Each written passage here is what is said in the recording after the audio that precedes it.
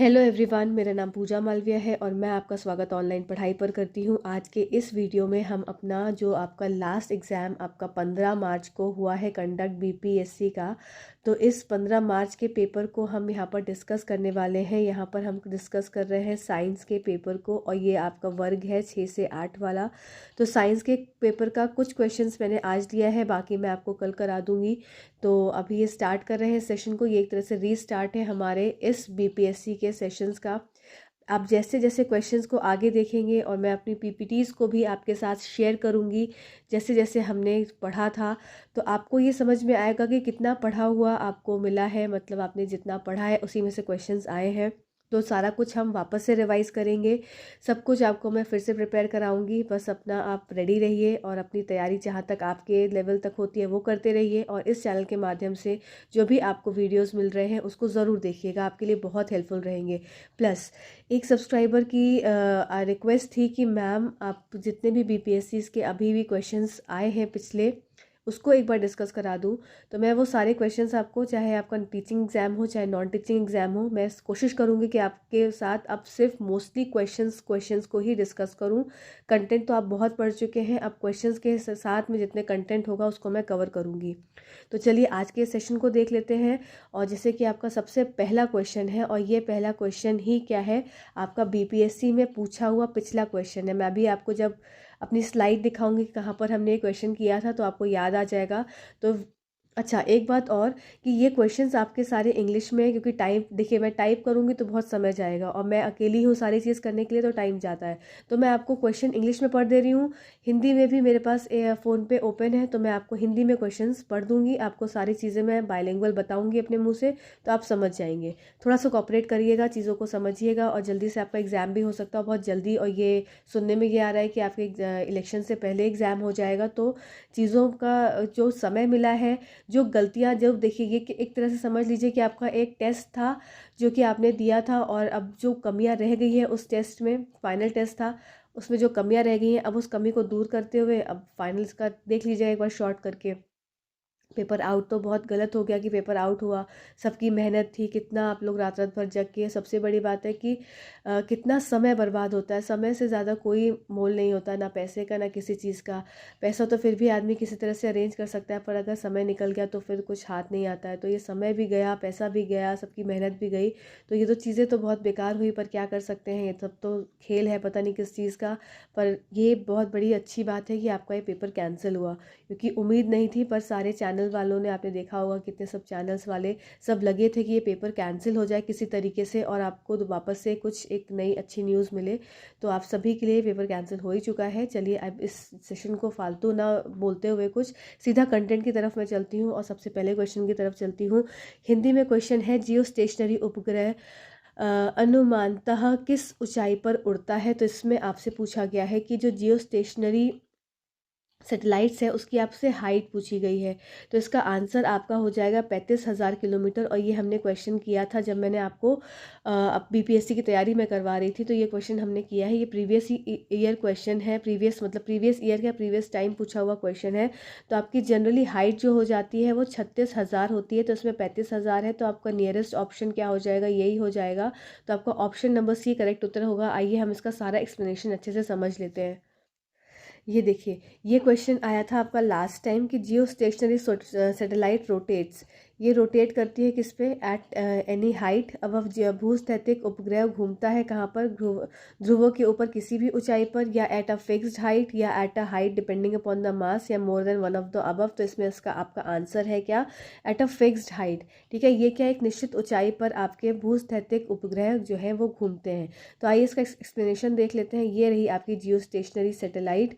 तो आप यहाँ पर बहुत ही भली भांति इसको अच्छे से समझ सकते हैं कि आपकी ये क्या है, अर्थ है, और अर्थ के सामने इधर ये आपको दिख रही है जियो स्टेशनरी सैटेलाइट। तो इसके और इसके बीच की ये हाइट कितनी दी हुई है, ये आपकी एच है, ये आपकी है 36,000 मीटर। ठीक है, अब आइए इसकी सारे पॉइंट्स को पढ़ लेते हैं कि जियो मीन्स क्या होता है, earth, and stationary means still. तो when we see the satellite from earth it seem that it is still. क्या मतलब होता है कि आप इसको अर्थ से जब देखते हैं, जब अर्थ पे खड़े हुए मान लीजिए आप हैं, इसको खड़े होकर देख रहे हैं, जस्ट इज़ अ इमेजिनरी आपको मैं बता रही हूँ कि अगर अर्थ पे खड़े होकर देखा जाए इसको, तो ये सैटेलाइट कैसी दिखेगी, स्टिल दिखेगी, रुकी हुई दिखेगी, इसीलिए इसका नाम रख दिया गया जियो स्टेशनरी सैटेलाइट। अब ऐसा क्यों होता है, क्योंकि अर्थ भी मूव कर रही है और इसके साथ सैटेलाइट भी मूव कर रही है, तो दोनों की देखिए ये सैटेलाइट यहाँ से यहाँ मूव कर रही है और अर्थ यहाँ से यहाँ मूव कर रही है। तो जब दोनों चीज़ साथ में मूव कर रही है तो ऐसा प्रतीत होता है कि ये सैटेलाइट क्या है, स्टिल है, रुकी हुई है, स्थिर है। ठीक है, चलिए आइए देख लेते हैं फिर क्या लिखा है। But the thing is we are moving and the satellite is also moving. ये स्टिल इसलिए दिखती है क्योंकि हम भी मूव कर रहे हैं, हम भी क्या है, हमारा भी मूवमेंट हो रहा है इस तरह से, और क्या है, सैटेलाइट का भी मूवमेंट हो रहा है इस तरीके से, इसलिए ये हमको क्या है, स्थिर दिखती है। सिंक्रोनाइज सैटेलाइट है, सिंक्रोनाइज है because its speed is similar to that of earth. ये सिंक्रोनाइज सैटेलाइट है, क्यों है, इसको मैं भी हिंदी में पढ़ूंगी तो बिल्कुल चिंता मत करिएगा। सिंक्रोनाइज सैटेलाइट है क्यों, क्योंकि उसकी स्पीड जो है वो सिमिलर है किसकी स्पीड से, अर्थ की स्पीड से। अब आपसे एग्जाम में ये भी पूछ सकते हैं कि ये सैटेलाइट कहाँ पर इस्तेमाल होती है, तो ये सैटेलाइट आपकी कम्युनिकेशन में इस्तेमाल होती है। टाइम पीरियड क्या हो जाएगा, ये भी एग्जाम में पूछ सकते हैं, भाई क्वेश्चन तो कुछ भी बना सकते हैं। तो जियो स्टेशनरी सैटेलाइट के आपके सारे पॉइंट्स इसमें मैंने कवर कर दिए हैं। इसका टाइम पीरियड क्या है, जैसे कि आपका अर्थ का होता है 24 घंटा, इसी तरह से आपका ये इसका भी भूस्थैतिक सैटेलाइट का आपका 24 आवर्स है। दूसरी बात कि rotate from west to east, तो ये जो सैटेलाइट है ये आपकी रोटेट करती है from west to east. West to east मतलब ये आपका इधर साइड वेस्ट हो गया और इधर साइड आपका ईस्ट हो गई, ईस्ट है ये वेस्ट है, तो वेस्ट से ये ईस्ट की तरफ क्या है, रोटेट करती है। ठीक है, ये समझ के होंगे। तो ये सब चीज़ें पॉइंट्स इंपॉर्टेंट है, इसको नोट कर लीजिएगा, स्क्रीनशॉट ले लीजिएगा, क्योंकि इसका पीडीएफ देना बहुत ही मुश्किल है। ये सब अलग अलग सब सारे पीपीटीज मेरे बने हुए हैं, तो अलग अलग मैं छाट छाट के आपको क्वेश्चंस के एक्सप्लेनेशन दे रही हूँ, तो इसका आप स्क्रीनशॉट जरूर ले लीजिएगा। आप इंग्लिश मीडियम वाले ले लीजिए, फिर हिंदी मीडियम वाले ले लीजिएगा। ठीक है, तो ये क्या हो गया, rotate from west to east, और स्पीड इसकी कितनी होती है, 3.1 किलोमीटर पर सेकेंड की ये स्पीड से ये मूव करती है। ठीक है, चलिए, geostationary satellite is a earth orbiting satellite that revolves around the earth. और ये कहाँ रिवॉल्व करती है, around the earth, due to the same time of revolution it appear stationary from the earth, hence it is called the geostationary. तो ये points आपको clear हो गए होंगे। आइए इसको हिंदी में भी देख लेते हैं इन सारे पॉइंट्स। तो क्या है, जियो का अर्थ है पृथ्वी, जियो का अर्थ है पृथ्वी, और स्टेशनरी का अर्थ है स्थिर। तो जब हम इन उपग्रहों को पृथ्वी से देखते हैं तो ऐसा लगता है कि ये स्थिर है, लेकिन बात यह है कि हम चल रहे हैं और उपग्रह भी चल रहा है, इसलिए हमको ये स्थिर दिखती है। ये आपका हो गया पहला पॉइंट। दूसरा पॉइंट क्या हो गया, सिंक्रोनाइज्ड है उपग्रह है, क्योंकि इसकी गति पृथ्वी की गति से समान है। ठीक है, इसलिए इसको सिंक्रोनाइज्ड भी बोला जाता है। इनका उपयोग संचार में किया जाता है। उपग्रह की समय विधि क्या हो जाएगी, 24 घंटे हो जाएगी। 3.1 किलोमीटर प्रति सेकेंड की गति से ये पश्चिम से पूर्व की दिशा की ओर घूमते हैं। फिर नेक्स्ट पॉइंट क्या है इसका, कि भूस्थैतिक उपग्रह एक पृथ्वी की परिक्रमा करने वाला उपग्रह है। किसकी परिक्रमा कर रहा है, ये आपकी पृथ्वी की परिक्रमा करता है। ठीक है, जो पृथ्वी के चारों ओर घूमता है। परिक्रमण का समय समान होने के कारण यह पृथ्वी से स्थिर दिखाई देने के लिए, इसलिए इसे भूस्थैतिक भी कहा जाता है। ठीक है, तो ये सारे पॉइंट्स आई होप आपके क्लियर हो गए होंगे। और आपका इसका आंसर था पिछले वाले का फिक्स्ड हाइट, और इस बार जो क्वेश्चन पूछा था उसका आपका आंसर हो जाएगा इसकी ऊंचाई कितनी है। आप इसे इमेज से दोबारा से देख सकते हैं। इसकी ऊंचाई है, आपकी हाइट है ये 36,000 मीटर, और ये आपकी वेस्ट टू ईस्ट इसकी मूवमेंट है, सैटेलाइट की मूवमेंट इधर, अर्थ की मूवमेंट इधर, तो दोनों एक दिशा में ही मूव कर रहे हैं, एक साथ मूव कर रहे हैं, इसलिए ऐसा लगता है कि ये स्थिर है, स्टैटिक है। ठीक है, चलिए ये सब पॉइंट्स इसके इंपॉर्टेंट है। चलिए नेक्स्ट क्वेश्चन की तरफ चलते हैं। नेक्स्ट क्वेश्चन है आपका, विच of the following term does not represent the electrical power in a circuit.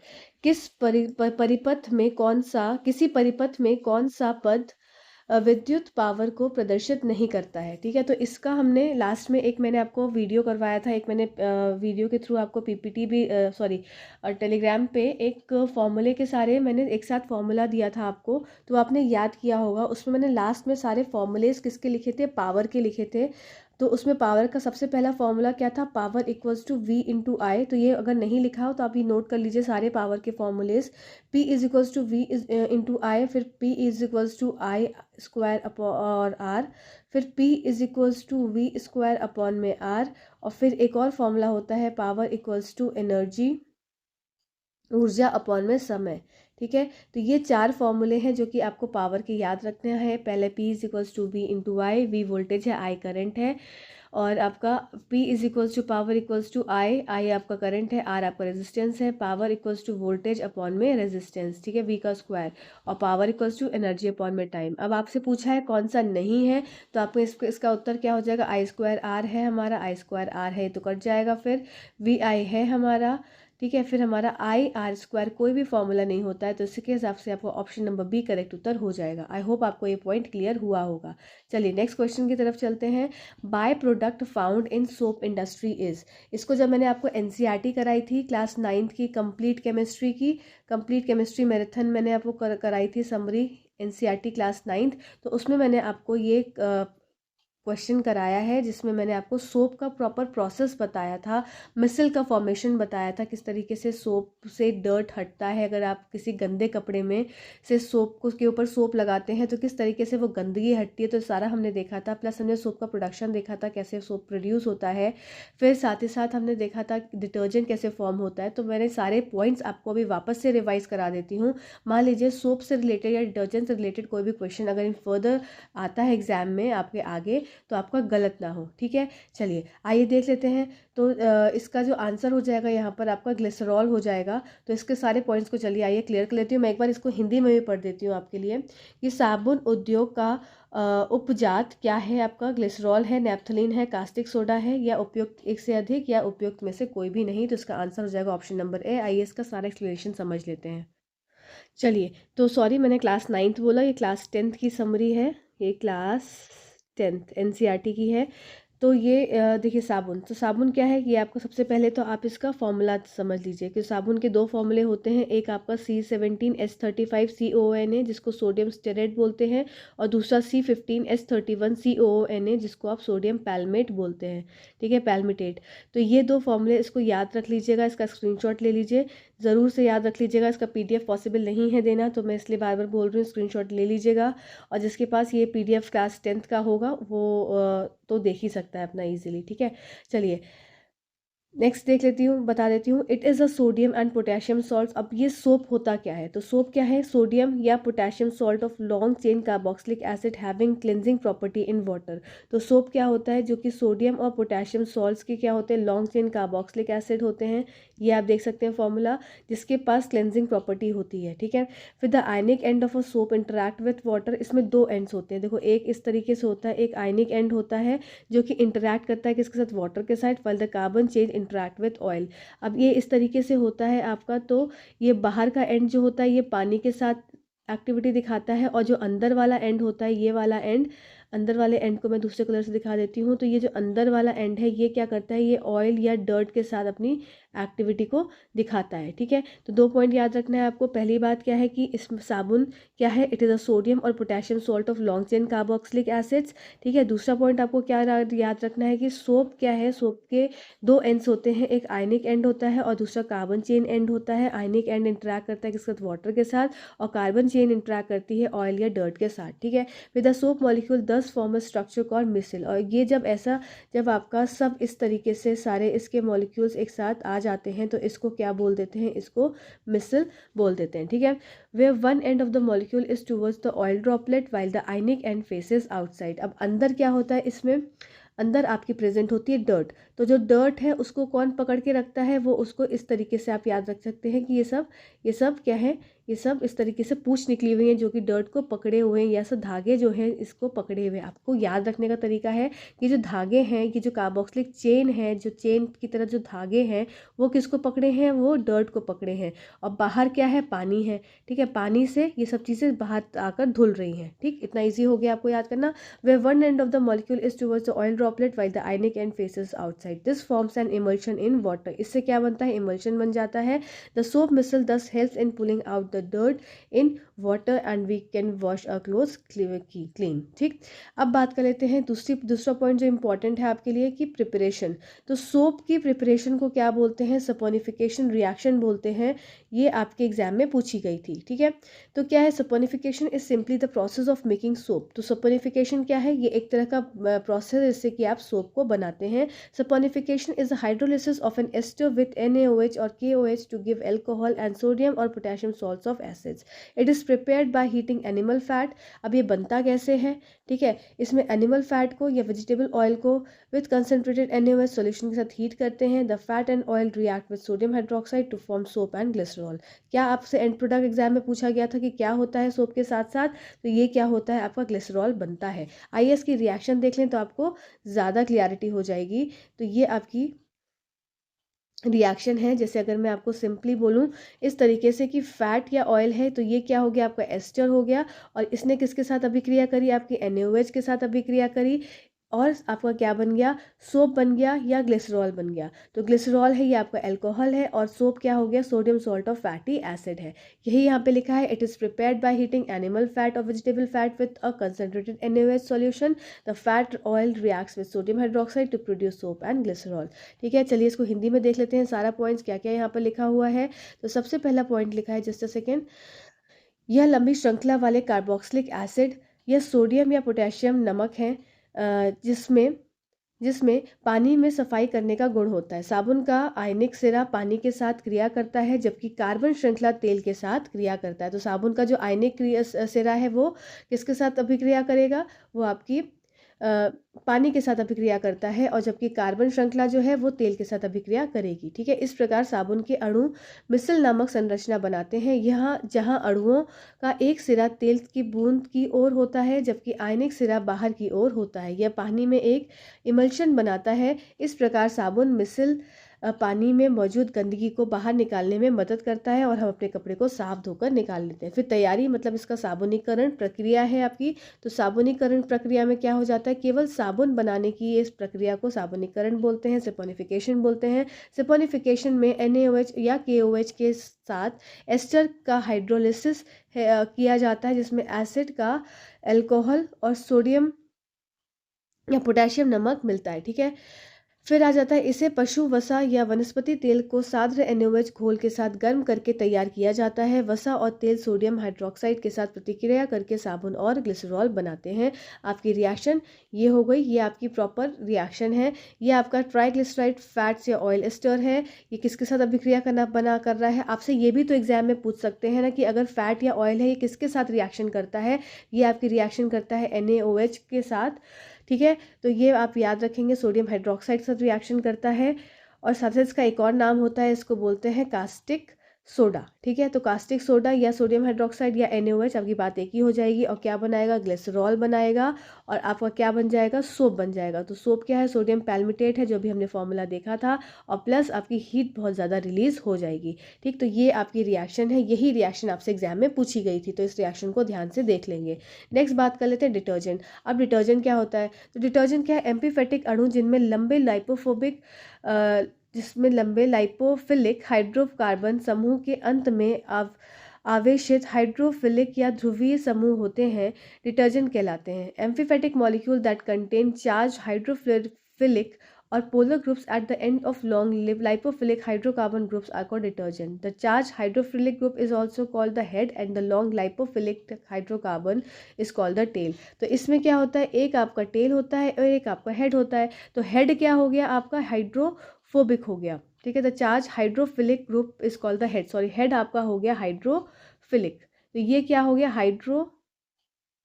Hydrophilic का क्या मतलब हो जाएगा कि इसको पानी से डर नहीं लगता, तो मतलब ये क्या है, ये आपका वाटर लविंग है। ठीक है, और नीचे वाला क्या हो गया, आपका हाइड्रोफोबिक हो गया, इसका मतलब फोबिया है। तो फोबिया है किससे, आपके वाटर से। तो इसकी रिएक्शन किसके साथ हो जाएगी, ऑयल के साथ हो जाएगी या डर्ट के साथ रिएक्शन हो जाएगी, अंदर वाले की। ठीक है, टेल की रिएक्शन की बात हो रही है। The charge hydrofluoric is called the head and the long lipophilic hydrocarbon is called the tail. Detergents are also known as surfactants as they have the ability to decrease the surface tension of water. ठीक है, तो ये एक और point याद रख लीजिएगा कि इसको सर्फेक्टेंट्स के नाम से भी जाना जाता है, क्योंकि इनके पास एक ऐसी क्षमता होती है जो कि सरफेस टेंशन को कम कर सकते हैं पानी के, क्योंकि ये उनमें पानी की सतह के तनाव को कम करने की क्षमता होती है। तो एक तरह से सर्फेक्टेंट्स की तरह भी इस्तेमाल होते हैं। ठीक है, चलिए नेक्स्ट देख लेते हैं। अब cleansing action of soap and detergent. ठीक, पूरा ये डिटेल्ड आपका NCERT क्लास 10th का है, तो इसलिए इसको ज़रूर पढ़ लीजिएगा, एक बार स्क्रीनशॉट लेते जाइए फटाफट से। क्या क्या है, the molecule of a soap constitute sodium and potassium salts of long chain carboxylic acid, in this case soap the carbon chain dissolve in oil. Same वही चीज़ है जो मैंने भी आपको बताई, इसमें कुछ नया ऐसा नहीं है। चलिए इसमें ये देख लीजिए, ये आपका किस तरीके से होता है, वो जो मैं बता चुकी हूँ वही सब चीज़ें हैं उसमें। इसमें क्या है, देखो ये हो गया सोप का मॉलिक्यूल, ठीक है, ये सोप का मॉलिक्यूल है, ये आपका फैब्रिक है कपड़ा, और ये आपके अंदर डर्ट है। तो किस तरीके से सारे आपके ये सोप के मॉलिक्यूल्स अरेंज होते हैं, यहाँ पर ये दिखाया है। तो आपको जैसे ही डर्ट दिखेगा तो सारे सोप के मॉलिक्यूल्स डर्ट को क्या कर लेंगे, कवर कर लेंगे। ये डर्ट थी, इसको सबने क्या कर लिया, आकर कवर कर लिया। तो आपका अंदर की जो ये ऐसे ऐसे ये मैंने क्या बताया था, तार सा है, तो ये तार क्या करेगा, आके इसको जकड़ लेगा, किसको, आपको डिटर्जेंट को, सॉरी जो आपकी डर्ट है उसको, गंदगी है उसको जकड़ लेगा। और आपका जो बाहर गोला टुप्पी टुप्पी सी जो दिख रही है, ये टिप्सी, तो ये क्या है आपकी, ये वाटर लविंग है, ठीक है, इसको हाइड्रोफिलिक एंड बोलते हैं। और जो अंदर वाली है वो हाइड्रोफोबिक है, फोबिया है, डर है, तो इसलिए वो डर्ट को पकड़ रही है, और बाहर वाली पानी के साथ है। तो ऐसे सब रिएक्शन करके क्या बना लेगा, ये मिसल का फॉर्मेशन बना लेगा। इससे क्या होगा, पानी से डर्ट जो है वो रिमूव आउट हो जाएगी, ठीक है। तो ये आपका था क्वेश्चन, प्रॉपर पूरा एक्सप्लेनेशन सोप का, ठीक है। चलिए नेक्स्ट क्वेश्चन की तरफ चलते हैं अब। तो आपका इसमें आंसर क्या हो जाएगा, ग्लिसरॉल इसमें इसका आंसर हो जाएगा। नेक्स्ट क्वेश्चन है, what is the most commonly use substance in fluorescent tube. तो फ्लोरेसेंस को मैं हिंदी में पढ़ देती हूँ, जस्ट अ सेकेंड। प्रतिदीप ट्यूब में प्रायः किस पदार्थ का उपयोग किया जाता है। तो इसका आंसर हो जाएगा आपका, इसका आंसर हो जाएगा मरकरी वेपर एंड आर्गन, ठीक है। ये इसमें क्या पड़ा होता है, मरकरी वेपर एंड आर्गन। आइए मैं इसको सब चीज़ें आपको एक्सप्लेन कर देती हूँ। सबसे इंपॉर्टेंट चीज़ें हैं, कुछ पॉइंट्स हैं जिसको आप नोट कर लेंगे। जो आपके फ्लोरेसेंट ट्यूब्स होते हैं वो, उसमें क्या क्या चीज़ें भरी होती हैं। तो उसमें आपका भरा होता है क्या, low pressure, low pressure, just a second, हाँ, इसमें भरा होता है आपका लो प्रेशर मरकरी वेपर, ठीक है। प्लस इसमें भरी होती है नोबल गैसेस, नोबल गैस। अब ये क्या हो सकती है नोबल गैस, आपकी आर्गन हो सकती है, आपकी नियॉन हो सकती है, आपका क्रिप्टॉन हो सकते हैं। तो ये सब क्या हो गई, नोबल गैसेस इसमें भरी होती हैं।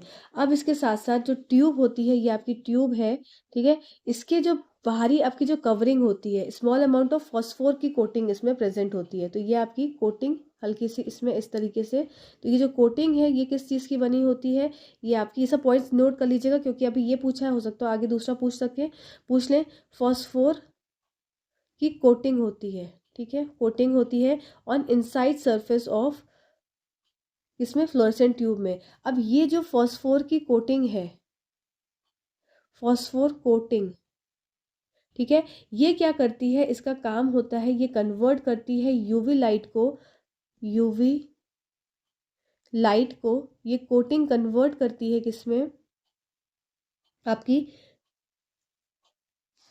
किसमें, आपकी विजिबल लाइट में, ठीक है। तो मैंने क्या बोला कि ये जो आपकी फॉस्फोर की कोटिंग है, फॉस्फोर की कोटिंग कन्वर्ट करती है किसको, यूवी लाइट को। और यूवी लाइट कौन प्रोड्यूस करता है, यूवी लाइट प्रोड्यूस करते हैं आपके मरकरी वेपर्स, ठीक है। तो यूवी लाइट, आपसे क्वेश्चन पूछा जाए कि यूवी लाइट किससे प्रोड्यूस होती है आपकी फ्लोरेसेंट ट्यूब में, तो मरकरी वेपर्स। अब ये यूवी लाइट जो प्रोड्यूस हो गई मरकरी वेपर्स के द्वारा, ये फॉस्फोर की कोटिंग जो कि आपकी इनर साइड में प्रेजेंट होती है, कहाँ पर, फ्लोरेसेंट ट्यूब में, ये कन्वर्ट करती है यूवी लाइट को किसमें, विजिबल लाइट में, इसलिए ये आपको दिखाई देता है। तो ये दो तीन पॉइंट्स थे, इंपॉर्टेंट थे। मैं फिर से रिपीट कर दे रही हूँ कि सबसे पहली बात है कि फ्लोरेसेंट ट्यूब में क्या भरा होता है, आपको ये पॉइंट याद रखना है कि इसमें लो प्रेशर आपका मरकरी वेपर्स होते हैं और प्लस नोबल गैस होती है। दूसरा पॉइंट, कौन कौन सी नोबल गैसेस होती हैं, आर्गन, नियॉन और क्रिप्टॉन, ठीक है, इनमें से कोई एक होगी। दूसरी बात कि इसके अंदर की कोटिंग होती है कौन सी, फॉस्फोर की कोटिंग। ये फॉस्फोर की कोटिंग का काम क्या होता है, ये काम होता है इसका यूवी लाइट, जो कि कौन प्रोड्यूस करता है, मरकरी वेपर। तो यूवी लाइट प्रोड्यूस कौन कर रहा है, मरकरी वेपर। अब इस यूवी लाइट को जो प्रोड्यूस हुई, इसको फॉस्फोर कोटिंग कन्वर्ट कर देता है किसमें, विजिबल लाइट में, ठीक है। तो ये सारे पॉइंट्स आई होप आपको क्लियर हो गए होंगे सारे फ्लोरेसेंट ट्यूब्स के। चलिए नेक्स्ट क्वेश्चन देख लेते हैं। नेक्स्ट क्वेश्चन है, blood consist of what fluid medium. Hindi में क्वेश्चन है कि रक्त में कौन सा तरल माध्यम होता है। तो इसमें आपका उत्तर हो जाएगा प्लेटलेट, सॉरी प्लाज्मा, ठीक है, इसका आंसर हो जाएगा आपका प्लाज्मा। लिम्फ नहीं होगा, लिम्फ भी एक तरल पदार्थ है, पर यहाँ पर क्या पूछा गया है, ब्लड की बात करी है, ठीक है। तो ब्लड में प्लाज्मा प्रेजेंट होता है, और भी कंपोनेंट्स ऑफ ब्लड होते हैं जो कि मैंने आपको पहले भी कराए हैं, कंपोनेंट्स ऑफ ब्लड। आइए मैं उस स्लाइड को आपको दिखाती हूँ, ठीक है। तो कंपोनेंट्स ऑफ ब्लड में आपका प्लाज्मा आ जाएगा, प्लेटलेट्स आ जाएगा, और भी ऐसे बहुत सारे कंपोनेंट्स आएंगे जो कि चलिए अभी चलकर देखते हैं। चलिए, तो जब हमने क्लास 10th की एनसीईआरटी समरी कंप्लीट करी थी बायोलॉजी की, तो उसमें मैंने आपको ट्रांसपोर्टेशन इन ह्यूमन बींग्स में, मानव में, परिवहन में मैंने आपको ब्लड कंपोनेंट्स पढ़ाए थे, ठीक है। तो ब्लड कंपोनेंट्स में चलिए आइए देख लेते हैं फटाफट से। तो ब्लड में क्या क्या प्रेजेंट होता है, आपका आरबीसी प्रेजेंट होता है, डब्ल्यूबीसी, प्लेटलेट्स और प्लाज्मा, ठीक है। तो ब्लड की बात करी गई है, इसलिए इसमें लिम्फ नहीं आएगा, ठीक है। इस बात को भी याद रखेंगे, लिम्फ भी एक तरह का फ्लूइड पदार्थ है, तरल पदार्थ है, पर इसमें नहीं, ब्लड में नहीं आएगा, ठीक है। ब्लड में क्या क्या चीज़ आएगी, आरबीसी, डब्ल्यूबीसी, प्लेटलेट्स और प्लाज्मा, ठीक। चलिए आइए देख लेते हैं सारी चीज़ों को एक एक करके। सबसे पहले प्लाज्मा। तो प्लाज्मा क्या है, प्लाज्मा एक लिक्विड स्टेट ऑफ ब्लड है that can be contributed to plasma at it makes about the 55% of blood, ठीक है। लिक्विड स्टेट का होता है, लिक्विड फॉर्म में होता है, पेल येलो होता है, ठीक है। और when separated blood plasma consist of salt, nutrient, water and enzymes. अब ब्लड प्लाज्मा में क्या क्या प्रेजेंट होता है, सॉल्ट होते हैं, न्यूट्रिएंट्स होते हैं, वाटर होते हैं और एंजाइम्स प्रेजेंट होते हैं, ठीक है। Blood plasma have several protein components. अब ये प्रोटीन कंपोनेंट्स क्या क्या हो जाते हैं, ये वेरी इंपॉर्टेंट है, इसको नोट कर लीजिएगा। एनसीईआरटी में नहीं दिया हुआ है, पर अलग से मैंने इसको नोट किया है यहाँ पर। तो ये क्या क्या चीज़ हो जाएंगे, सीरम ग्लोबुलिन, सीरम एल्ब्यूमिन और फाइब्रिनोजेन, ठीक है। तो ये सारी चीज़ें क्या होती हैं, किस में प्रेजेंट होती हैं, आपके ब्लड प्लाज्मा में के जो प्रोटीन्स है उसका ये पार्ट है, ठीक है। Proteins in the blood plasma are, ये तरह के प्रोटीन्स होते हैं, ठीक है। The serum contains only globulin and albumin. Fibrinogen is absent in serum because it is converted into fibrin during blood clotting. Main point आपको क्या याद रखना है कि प्रोटीन्स होते हैं। अब प्रोटीन्स किस तरीके, सीरम ग्लोबुलिन, सीरम एल्ब्यूमिन और फाइब्रिनोजेन, ठीक है। आइए देख लेते हैं आगे। ऐसे ही आपकी फिर रेड ब्लड सेल्स है। अब इसमें जो जो चीज़ें प्रेजेंट हैं आपकी, क्या क्या चीज़ें प्रेजेंट है, जस्ट अ सेकेंड, आज लगे, हाँ जस्ट अ सेकेंड। हाँ, तो क्या मैंने बताया आपको, प्लाज्मा के बारे में बताया, अब मैंने बता रही हूँ रेड ब्लड सेल्स। तो ब्लड में और क्या क्या प्रेजेंट होता है, आपका रेड ब्लड सेल्स, जो कि आपका red blood cells consist of haemoglobin. They are produce by bone marrow. अभी किससे प्रोड्यूस होता है आपका, ये बोन मैरो के द्वारा प्रोडक्शन होता है। Carry out oxygen to the body and carbon dioxide from away from it. तो आपका आरबीसी में प्रेजेंट होते हैं क्या, हीमोग्लोबिन। हीमोग्लोबिन क्या है, पिगमेंट है जिसका काम क्या है, ऑक्सीजन और कार्बन डाइऑक्साइड को लेकर आना और जाना। साथ ही साथ इसकी एफिनिटी किसके साथ, कार्बन मोनोऑक्साइड के साथ बहुत ही ज़्यादा होती है। अगर कार्बन मोनोऑक्साइड, ऑक्सीजन और CO2 तीन इनको गैसेस दे दी जाए तो क्या करेगा, ये सबसे ज़्यादा क्या अट्रैक्ट होगा टूवर्ड्स कार्बन मोनोऑक्साइड। इस बात को याद रखिएगा, ठीक है। अब बात कर लेते हैं white blood cells. White blood cells are responsible for fighting foreign pathogens. तो एक तरह से डिशम वाले सेल्स होते हैं जो कि बैक्टीरिया, वायरस और फंजाई को मारते हैं अगर ये एंटर हो जाते हैं, ठीक है। और ये भी कहाँ से ओरिजिनेट होते हैं, बोन मैरो से ओरिजिनेट होते हैं। नेक्स्ट बात करते हैं प्लेटलेट्स। प्लेटलेट्स क्या होती हैं, ये सबसे पहली बात है ये क्लॉटिंग में हेल्प करती है। साथ ही साथ ये क्या होती है, टाइनी डिस्क शेप सेल्स होती हैं that help regulate blood flow when any part of the body is damage, thereby aiding in fast recovery through clotting of blood. अगर ब्लड की क्लॉटिंग नहीं होगी, कहीं चोट लगी, क्लॉट नहीं बनेगा, तो ब्लड फ्लो होता रहेगा और पर्सन की मौत हो जाएगी। इसलिए प्लेटलेट्स की आवश्यकता होती है। प्लेटलेट्स का रोल बहुत इंपॉर्टेंट होता है इन क्लॉटिंग ऑफ ब्लड, ठीक। नेक्स्ट बात कर लेते हैं, यही सेम चीज़ें हिंदी में लिखी हैं। लाल रक्त कोशिकाएं। लाल रक्त कोशिकाएं हीमोग्लोबिन एक प्रोटीन से बनी हैं। वे मुख्य रूप से शरीर में ऑक्सीजन और उससे दूर कार्बन डाइऑक्साइड ले जाने के लिए अस्थि मज्जा द्वारा उत्पादित होती है, ठीक है। फिर श्वेत रक्त कोशिका आपकी WBC जिसको बोलते हैं, ये वायरस, कवक और बैक्टीरिया को मारने में बहुत ज़्यादा सक्षम होती है और ये भी अस्थि मज्जा द्वारा निकलती है। फिर प्लेटलेट्स का काम क्या हो गया, छोटी डिस्क शेप की होती है। फिर किसी भी हिस्से में क्षतिग्रस्त होने पर रक्त प्रवाह को नियंत्रित करने में मदद करती है, जिससे से रक्त का थक्का जमने में तेजी से और जो आपका घाव है वो जल्दी भरता है, ठीक है। चलिए नेक्स्ट बात कर लेते हैं आपकी। अब ये आ गई आपकी कॉम्पोजिशन ऑफ ब्लड, जिसमें कि आप देख सकते हैं कि प्लाज्मा हो गया और अदर कंपोनेंट्स हो गए। तो प्लाज्मा में आपका सब चीज़ें आ जाएंगी, amino acids, nutrients, proteins, nitrogenous waste, electrolytes, gases, albumin, fibrinogens, globulin, ठीक है। अब दूसरे में क्या आ जाएगा, ल्यूकोसाइट्स। ल्यूकोसाइट्स को क्या बोलते हैं, WBCs। एरिथ्रोसाइट्स, एरिथ्रोसाइट्स का दूसरा नाम, मतलब RBC का दूसरा नाम क्या हो गया आपका, एरिथ्रोसाइट्स। और तीसरा आपका प्लेटलेट्स। तो ये सारे कंपोनेंट्स कंपोजिशन ऑफ ब्लड होते हैं, ठीक है। चलिए नेक्स्ट बात कर लेते हैं क्या, रेड ब्लड सेल्स। ये हमने अभी जस्ट देखा। फिर बात करते हैं types of white blood cells. तो वाइट ब्लड सेल्स के क्या क्या आपके टाइप्स हो जाएंगे, मोनोसाइट्स, इसिनोफिल, बेसोफिल, लिम्फोसाइट्स और न्यूट्रोफिल्स।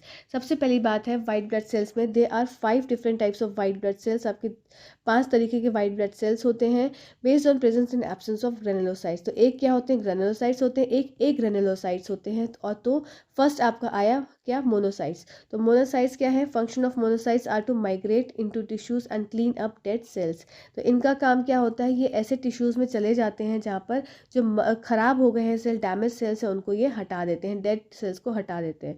ईसनोफिल का काम क्या हो जाता है, responsible for combating infection in parasites of vertebrates and for controlling mechanism associated with allergy and asthma.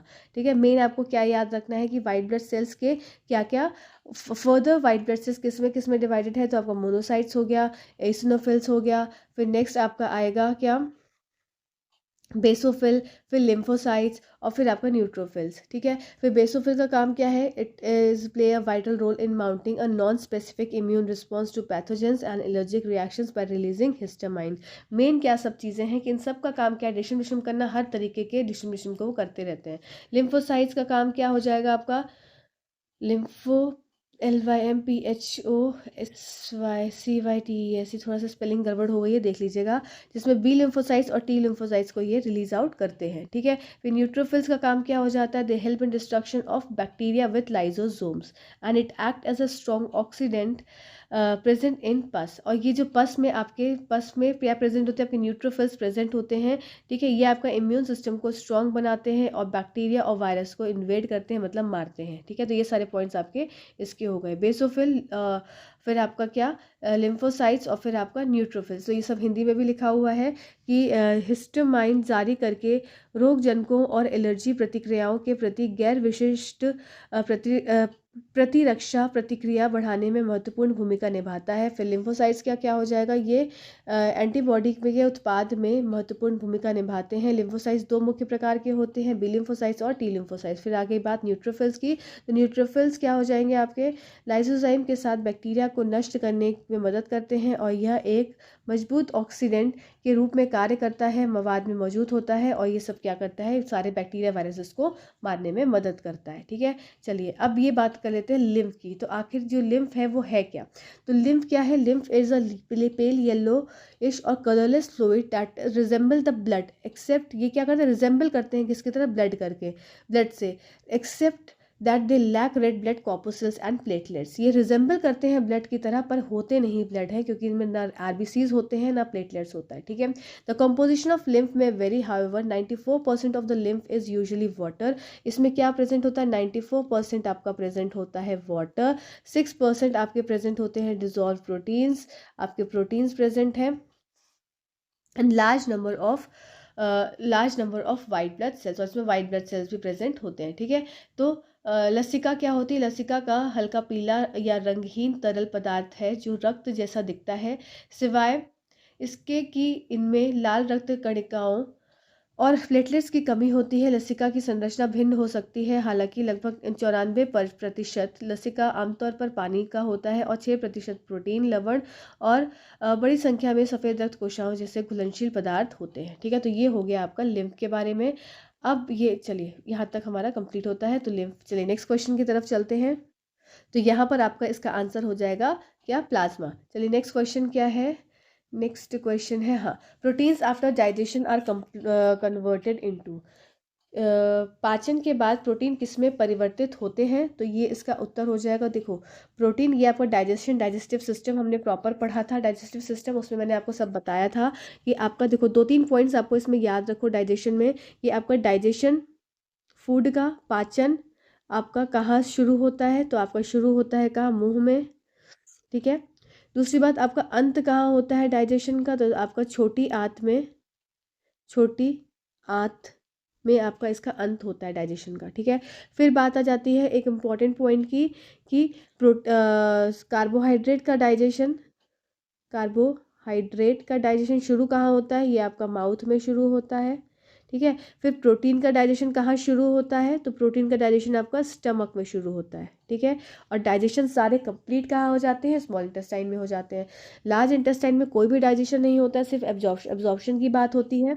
Small intestine में आपका डाइजेशन भी होता है और एब्जॉर्प्शन भी होता है, ठीक है। इसके बाद आपके लिए इंपॉर्टेंट पॉइंट क्या है, स्टमक का मीडियम कैसा होना चाहिए, आपका अम्लीय मीडियम होना चाहिए, इसलिए HCl प्रेजेंट होता है। पर जैसे ही स्टमक से रिलीज आउट होता है फूड आपका कहाँ पर, स्मॉल इंटेस्टाइन की तरफ जाता है, तो आपका मीडियम कैसा हो जाता है, फिर एल्कलाइन हो जाता है, या इसको क्षारीय मीडियम बोलेंगे या आप इसको बेसिक मीडियम बोलेंगे, क्योंकि यहाँ पर प्रोटीन्स का डाइजेशन में स्टमक के लिए HCl के मीडियम मतलब आपका अम्लीय मीडियम की आवश्यकता होती है, तभी इसमें एंजाइम जो है आपका रेनिन नहीं, पेप्सिन, पेप्सिन एंजाइम क्या करेंगे, एक्टिवेट होगी कब, जबकि प्रोटीन आपका डाइजेस्ट करने के लिए ये एक्टिव होती है कब, जबकि आपका मीडियम कैसा होता है, एसिडिक, ठीक है। इसके बाद एल्कली मीडियम आपको कहाँ चाहिए, आपका स्मॉल इंटेस्टाइन में, तो वहाँ पर आपके प्रोटीन फैट कार्बोहाइड्रेट, इनका क्या होता है, फर्दर डाइजेशन होता है और ये सिंपल फूड में कन्वर्ट हो जाते हैं। आइए अब देख लेते हैं कौन कौन से सिंपल फूड्स हैं जिसमें ये कन्वर्ट होते हैं। जैसे कार्बोहाइड्रेट की बात अगर मैं करूं, तो कार्बोहाइड्रेट किस में कन्वर्ट हो जाएगा, आपका सिंपल शुगर में, ठीक है, ठीक है। प्रोटीन किस में कन्वर्ट हो जाएगा डाइजेस्ट होके, आपका अमीनो एसिड्स में। फिर आपका फैट किस में कन्वर्ट हो जाएगा, फैटी एसिड प्लस ग्लिसरॉल में। तो ये सब क्या होगा, ये सब इसके सिंपलेस्ट फॉर्म हो गए जो कि टूट कर डाइजेशन के बाद कन्वर्ट होते हैं। तो protein after digestion are converted into आपका अमीनो एसिड, इसका उत्तर हो जाएगा, ठीक है। स्टार्च का डाइजेशन आपका कहाँ होता है, माउथ में होता है, ठीक है। इसको भी बात याद रखेंगे।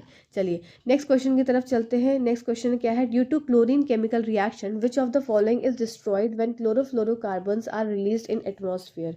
क्लोरीन की रासायनिक अभिक्रिया के कारण जब वातावरण में क्लोरोफ्लोरोकार्बन निर्मुक्त होते हैं तो निम्नलिखित में से क्या विनष्ट होता है। तो इसका आंसर क्या हो जाएगा आपका, इसका आंसर हो जाएगा यहाँ पर आपका ओजोन के मॉलिक्यूल्स, ठीक है। आइए इसको अच्छे से समझ लेते हैं कि क्या क्या बातें होती हैं। तो सबसे पहली बात आपको जाननी ज़रूरी है कि जो CFC होते हैं, ठीक है, क्लोरोफ्लोरोकार्बन्स होते हैं, ये क्या करते हैं, इनका काम होता है डिप्लीट करना ओजोन की लेयर को।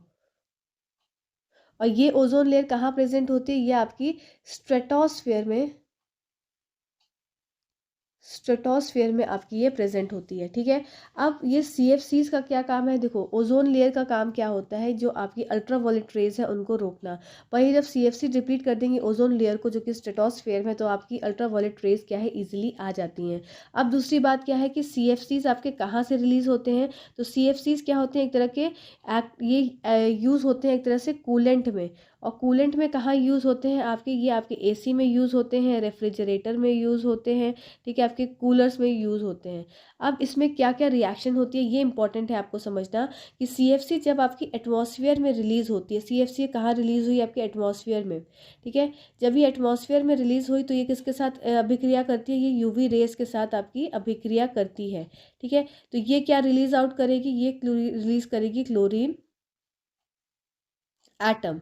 अब ये क्लोरीन एटम जैसे ही रिलीज आउट हो जाएगा, ये डिस्ट्रॉय करता है किसको, आपके ओजोन लेयर को, ठीक है, जिसकी वजह से क्या है, ओजोन होल बन जाता है, ठीक है। तो मैंने क्या बोला कि CFC जैसे ही एटमॉस्फेयर में रिलीज होती है, CFC कहाँ से रिलीज हो रही है, इस प्रक्रियाओं से, ठीक है। तो कुछ मात्रा में CFC क्या है, वो खराब नहीं होती है, पर जब ज़्यादा मात्रा में हो जाती है तो CFCs खराब होती हैं। अब ये CFCs खराब है, इसका मतलब ये एटमॉस्फेयर में रिलीज हो रही हैं।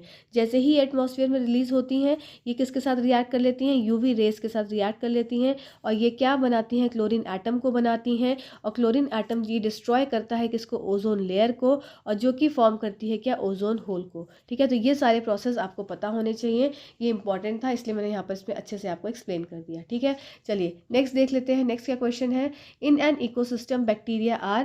तो आपके इकोसिस्टम में, इसको हिंदी में देख लेती हूँ मैं क्या लिखा है, इकोसिस्टम में बैक्टीरिया किस रूप में क्रियाशील होते हैं। तो आपका इसका आंसर हो जाएगा कि इकोसिस्टम में बैक्टीरियाज क्या होते हैं, डिकम्पोजर्स, आपके अपघटक के रूप में आपके ये यूज़ में आते हैं। आइए अब समझ लेते हैं क्या होता है प्रोड्यूसर्स, क्या होता है कंज्यूमर्स, और क्या होते हैं डिकम्पोजर्स। तो जो आपके प्रोड्यूसर्स होते हैं, मतलब जो आपके उत्पादक होते हैं, जो उत्पादक होंगे वो कौन होंगे, वो आपके ग्रीन प्लांट्स होंगे, ठीक है। साथ ही साथ आपके ब्लू ग्रीन एल्गी भी होंगे। तो इसका मतलब जितने भी ऑटोट्रॉफिक ऑर्गेनिजम्स हैं, ऑटोट्रॉफिक स्वपोषी, तो ये सब क्या है, ये आपके क्या हो गए, प्रोड्यूसर्स हो गए, जो कि अपना खाना खुद बनाते हैं with the help of sunlight, ठीक है। सनलाइट की मदद से अपना खाना खुद बनाते हैं। अब एक इंपॉर्टेंट पॉइंट आप सभी के एग्जाम पॉइंट ऑफ व्यू से, कि इसमें बात क्वेश्चन पूछ लेते हैं क्लोरोफिल का रोल। क्लोरोफिल का रोल, तो क्लोरोफिल क्यों आवश्यक है? ऐसा भी तो हो सकता है कि क्लोरोफिल के बिना आपका फोटोसिंथेसिस, आपका प्रकाश संश्लेषण हो जाए। तो इसका उत्तर हो जाएगा नहीं, क्लोरोफिल के बिना प्रकाश संश्लेषण नहीं हो सकता, क्योंकि क्लोरोफिल ही वो ऐसा मॉलिक्यूल है जो किसको एब्जॉर्ब करता है, आपकी सनलाइट को एब्जॉर्ब करता है, ठीक है। अगर क्लोरोफिल नहीं प्रेजेंट होगा तो सनलाइट एब्जॉर्ब नहीं होगी लीव्स में, और आपकी फोटोसिंथेसिस की प्रक्रिया हो ही नहीं पाएगी। इसलिए क्लोरोफिल का होना बहुत ही आवश्यक हो जाता है, ठीक है। चलिए, ये इंपॉर्टेंट पॉइंट था। दूसरी बात आ जाती है आपके कंज्यूमर्स। कंज्यूमर्स को ही क्या बोलते हैं, जिसको आप उपभोक्ता बोलते हैं। तो कंज्यूमर्स क्या हो गए आपके, कंज्यूमर्स, इसी को आप हेटेरोट्रॉफ्स के नाम से भी जानते हैं, ठीक है। जो कि क्या है, आपके दूसरे पर निर्भर होते हैं, ठीक है। तो अब दूसरे पर निर्भर है, इसका मतलब कि ये अपना खाना खुद नहीं बना रहे हैं, तो दूसरे बना रहे हैं इनका खाना। तो अब इसमें कुछ और डिविजन्स होते हैं, जो कि आपके हो गए हर्बीवोर्स, हर्बीवोर्स। दूसरे हो गए आपके कार्निवोर्स, और तीसरे हो गए आपके ओमनीवोर्स। देखो, अब हर्बीवोर्स जो कि अब घास खाने वाले जानवर, जो ग्रास ईटिंग एनिमल्स हैं। कार्निवोर्स जो कि फ्लैश खाते हैं, मांसाहारी हैं। ओमनीवोर्स जो कि दोनों खाते हैं, ठीक है। तो ये सब क्या हो गए, कंज्यूमर्स या हेटेरोट्रॉफ्स हो गए। मतलब ये अपना खाना खुद नहीं बनाते, दूसरे पे अपने खाने के लिए निर्भर होते हैं। लास्ट हो गए हमारे अपघटक, जिनको डीकम्पोजर्स बोलते हैं। और ये डीकम्पोजर्स क्या होते हैं, एक तरह के स्मॉल माइक्रो ऑर्गेनिजम्स होते हैं। तो स्मॉल माइक्रो ऑर्गेनिज्म छोटे माइक्रो ऑर्गेनिजम्स होते हैं। अब ये क्या क्या हो सकते हैं, ये आपके एक फंजाई भी हो सकता है, ये आपका बैक्टीरिया भी हो सकता है, ठीक है। तो ये सब पॉइंट्स आप याद रखेंगे। और यहाँ पर क्वेश्चन में क्या पूछा था कि इकोसिस्टम में बैक्टीरिया क्या है, ये हमारा डिकम्पोजर है, अपघटक है, ठीक है। तो अभी आज के सेशन को इतना ही रखते हैं। कल मैं पूरे पेपर को सॉल्व करवा दूंगी। प्लस मेरे पास 1 to 5 का भी पेपर एक सब्सक्राइबर ने भेज दिया है। थैंक यू सो मच आपको भेजने के लिए। और मैं उसको भी फिर सॉल्यूशन करवा दूंगी। इसके बाद हम सारे PYQs लेकर वापस से बैठेंगे, फिर से हम अच्छे से डिटेल एनालिसिस अपना करेंगे और प्रिपरेशन करते रहेंगे। साथ ही साथ सीटेट की भी क्लास चलती रहेंगी। तो सीटेट वाले लोग आप टेंशन मत लीजिएगा, आपका भी चलेगा और आपका भी, दोनों लोग का चलेगा। आज एक ही वीडियो आ रहा है, कल से 2-2 वीडियोज़ आपको मिलेंगे रोज़। तब तक के लिए धन्यवाद। Thank you so much watching this video. Thank you.